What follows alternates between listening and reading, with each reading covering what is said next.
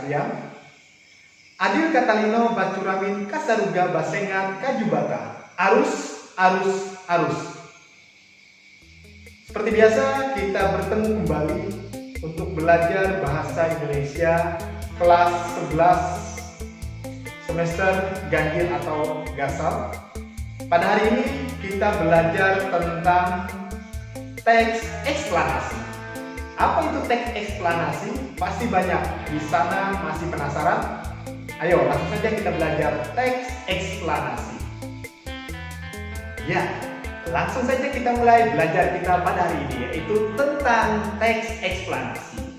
Teks eksplanasi adalah teks yang berisi tentang proses mengapa, bagaimana suatu peristiwa alam, ilmu pengetahuan, sosial, budaya, dan lainnya bisa terjadi.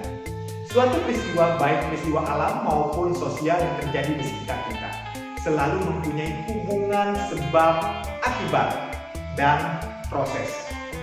Terjadi kejadian yang pastinya terjadi di sekitar kita, pantasnya tidak hanya kita amati dan rasakan saja, tetapi sekaligus kita gunakan sebagai pembelajaran. Mengapa kejadian tersebut bisa terjadi? Bagaimana bisa terjadi kejadian seperti itu? Yang pastinya tujuannya adalah tujuan teks eksplanasi diantaranya mempunyai tujuan menjelaskan fenomena yang terjadi, menjelaskan sebab akibat suatu peristiwa. Itu yang pastinya. Ciri-ciri teks eksplanasi sangat mudah membedakan teks eksplanasi dengan teks deskripsi atau teks lainnya. Dikarenakan teks eksplanasi mempunyai ciri-ciri sangat khusus. Ciri-cirinya, strukturnya terdiri dari pernyataan umum, urutan sebab akibat, dan interpretasi. Informasi yang dimuat berdasarkan fakta atau faktual. Faktual tersebut memuat informasi yang bersifat ilmiah atau keilmuan, contohnya sains. Sifat informatif dan tidak berusaha untuk memengaruhi pembaca untuk percaya terhadap hal yang dibahas. Memiliki atau menggunakan sequence marker seperti pertama, kedua, ketiga, dan sebagainya. Bisa juga menggunakan pertama, berikutnya, terakhir. Struktur teks eksplanasi. Teks eksplanasi ini mempunyai 3 struktur yang membangunnya agar menjadi satu kesatuan yang utuh. Strukturnya, yang pertama pernyataan umum, yaitu berisi pernyataan umum mengenai topik yang akan dijelaskan proses terjadinya atau proses keberadaan. Urutan sebab akibat, itu yang kedua. Itu berisi mempunyai detail penjelasan proses terjadinya yang disajikan secara urut atau bertahap dari yang paling awal hingga yang paling akhir. Yang ketiga, interpretasi, yaitu berisi tentang kesimpulan mengenai topik yang telah dijelaskan. Yang pasti, kaidah kebahasaan teks eksplanasi. Di dalam teks eksplanasi biasanya mengandung ciri kaidah kebahasaan, yaitu fokus pada hal umum, bukan partisipan manusia. Contoh, tsunami, banjir, gempa bumi, hujan, dan udara. Dimungkinkan menggunakan istilah ilmiah. Di dalamnya berisi tentang verba material dan relasional atau verba relasional atau kata kerja aktif menggunakan konjungsi waktu dan kausal. Contohnya, menggunakan kata sehingga, sebelum, pertama, jika, bila, dan kemudian. Menggunakan kalimat pasif. Eksplanasi ditulis untuk membuat justifikasi bahwa sesuatu yang diterangkan secara kausal itu benar adanya. Contohnya seperti ini. Ini judulnya sampah. Pernyataan umumnya atau pembukanya ada seperti ini. Sampah merupakan salah satu benda yang sudah tidak digunakan atau dimanfaatkan lagi.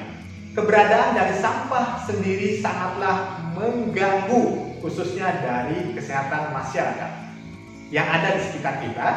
Jenis sampah sendiri yang pastinya terbagi jadi dua. Pertama adalah sampah organik dan kedua adalah sampah non-organik.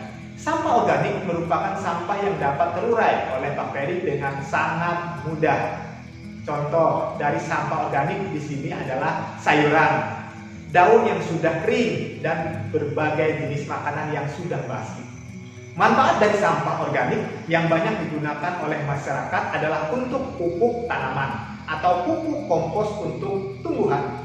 Sementara sampah non-organik sendiri merupakan sejenis sampah yang sangat sulit untuk diurai, seperti botol, kaleng, plastik, dan lain sebagainya. Di antara langkah yang bisa dilakukan untuk bisa mengurangi keberadaan sampah organik adalah dengan melakukan pengolahan atau daur ulang.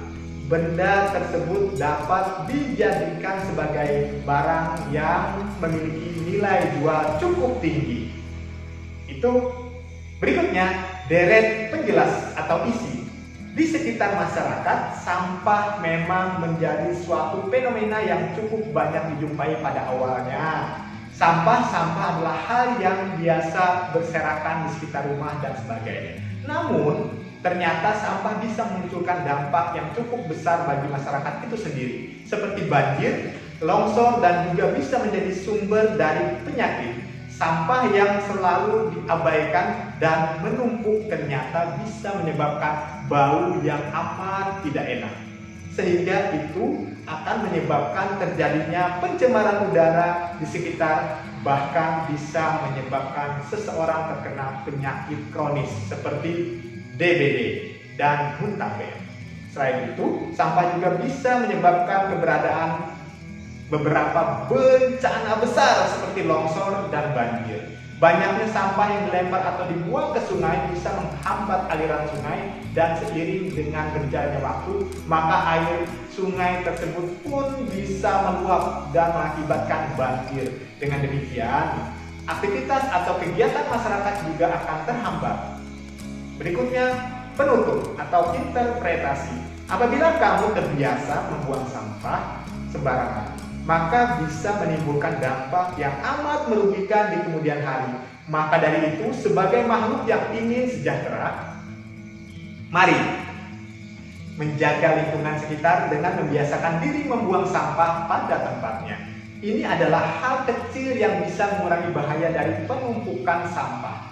Dan untuk jenis sampah organik, kamu bisa mengolahnya menjadi pupuk. Sementara untuk jenis sampah non-organik, kamu bisa membuatnya sebagai kerajinan yang memiliki nilai jual tinggi.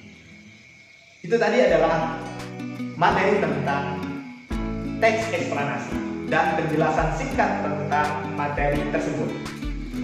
Ingat, kita selalu jaga kesehatan, tetap semangat belajar walaupun kita belajar dari rumah, dan selalu berpikiran positif, selalu bersyukur. Akhir kata kami ucapkan Assalamualaikum warahmatullahi wabarakatuh. Dah.